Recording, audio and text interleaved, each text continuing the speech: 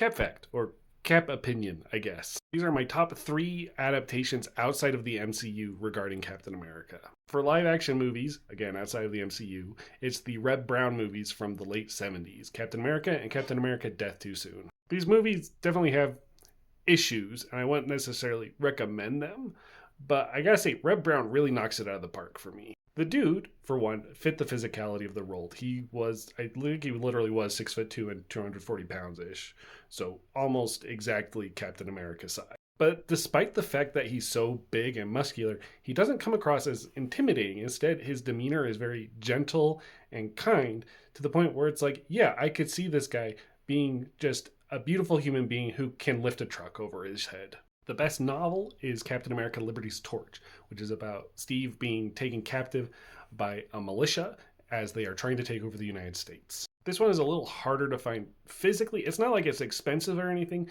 but if you go to a random bookstore, you're not going to find it. However, it seems like the audiobook is relatively accessible. I was able to get it from my library, no problem.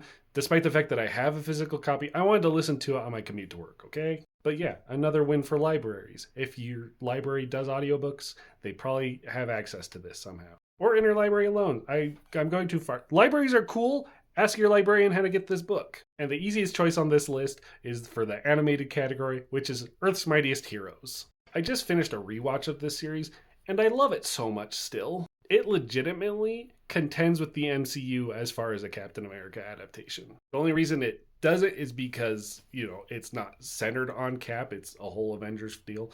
But with that, there's still enough Cap-centric episodes that it works so well for his character. And the voice actor, Brian Bloom, I don't know anything else he's been in, but his voice is the Captain America voice, in my opinion. Don't get me wrong, I like a lot of other ones, but Brian Bloom he hits that perfect balance of sounding authoritative, but also kind and friendly. And beyond Captain America, I feel like they get most of the Avengers really well as far as characterization is concerned. The major complaint about this series, it's too short, only 2 seasons. I don't have anything against the other Avengers cartoons that are out there, but this one, I wish it were longer.